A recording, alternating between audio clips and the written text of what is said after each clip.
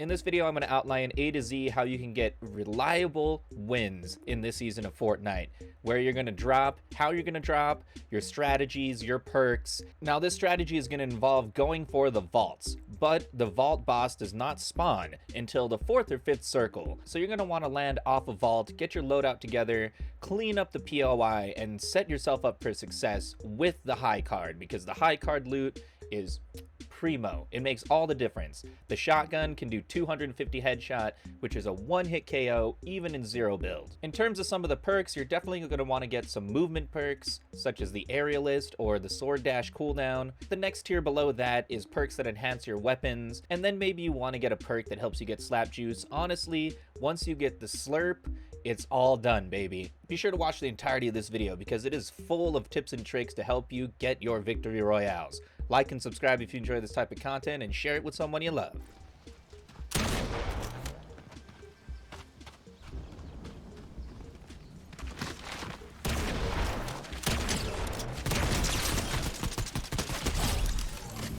And I like the Havoc because it makes the cleanup quiet. Very low chance of people hearing you clean it up. If you've played it all, you'll notice that the circle has changed pretty significantly, and it's lengthened the games by about 4 to 5 minutes. So here in the endgame, it becomes much more about playing position, and I decide to seek out other players. I do what I call a pinwheel, where you rotate back and forth right along the edge of the circle, looking for anybody straggling, because honestly, getting these victory royales, those are going to be your biggest enemies, the people on your backside. A big reason I recommend carrying the sniper over the red eye assault rifle is because you're going to be able to reach much farther to touch people from a position of safety. You're going to find that a lot of the people you encountered towards the end game aren't at full health, mostly because they've just run away from a fight, probably sword dashed their way to safety, and having a sniper rifle in your inventory will present many opportunities such as this one right here.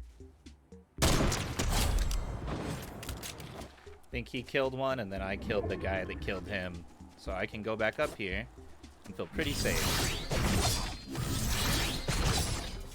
In zero build, much of your success comes down to your positioning. That's why I'm so focused on maintaining this hill, since it will be center of circle and it's going to force everyone to make their way up towards me, and essentially putting the fight within my dojo, which is optimally what you should try to do every fight. I don't see anyone, they must be sneaking. If I can maintain the top here, I should win.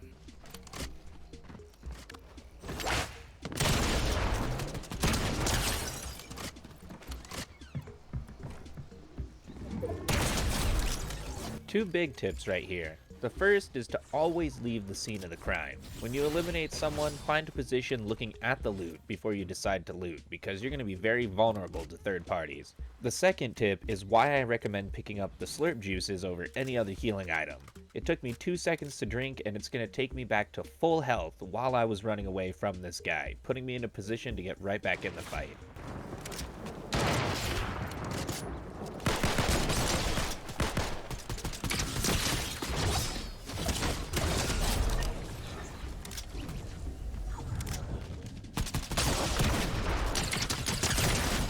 Yes, baby. Get wrecked.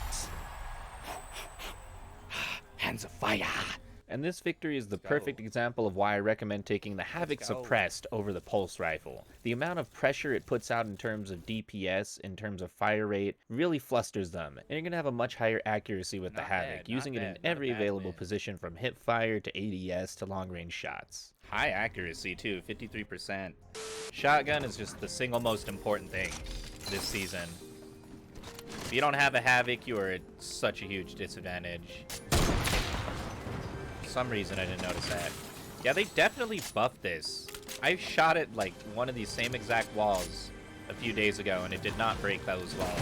Okay, I'm gonna assume there's more than just this guy here. But this is what I mean by just because there's a mythic shotgun in the game doesn't mean they always grab it.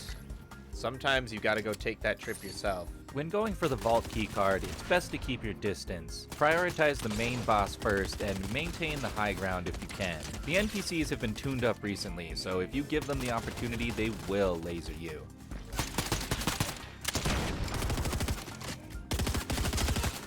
Gotta target just this guy.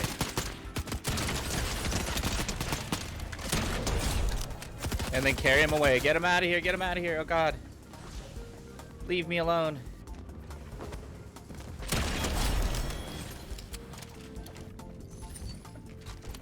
5 minutes later. This next tip is about being patient. Though I could have rushed in here with my sword on these red-eye hits, oftentimes it's better to wait it out and listen for all the other rats that will come out of the woodwork whenever a shot goes off. And though I lose my initial target in this engagement, in the end, I win the position, which allows me to continue forward into the circle and into the true endgame.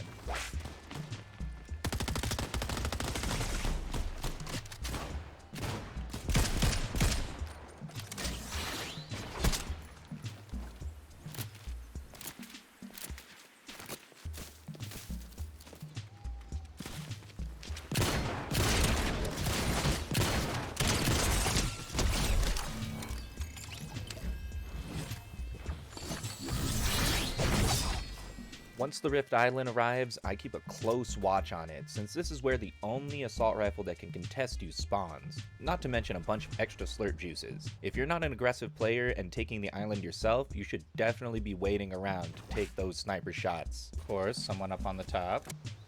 I gotta go much farther.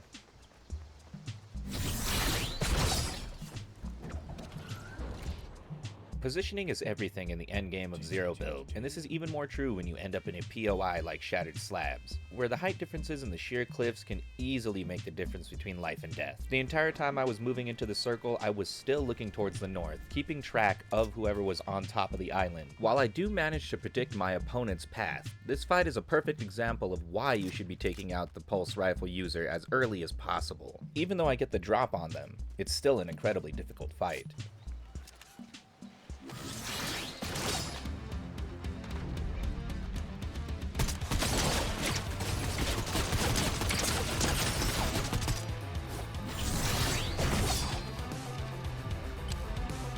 Gotta get back here.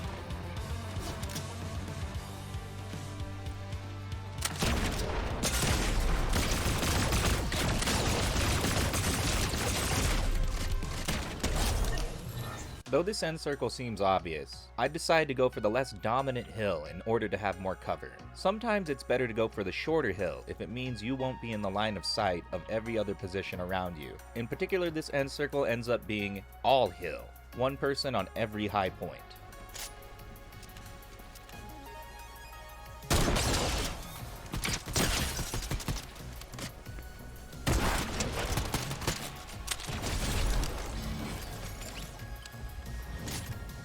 My final real tip of this video is to pursue the final fight if you get that damage advantage, just like I got here. Because healing has become so quick to use in Fortnite, don't expect to finish the fight right off the bat. Try to get a defensible position closer to your opponent, somewhere where you can have some sort of advantage, maybe even disrupt their heals. More important with your long-range volley is that you take them off their game, just enough for you to get the upper hand and turn the final fight in your favor.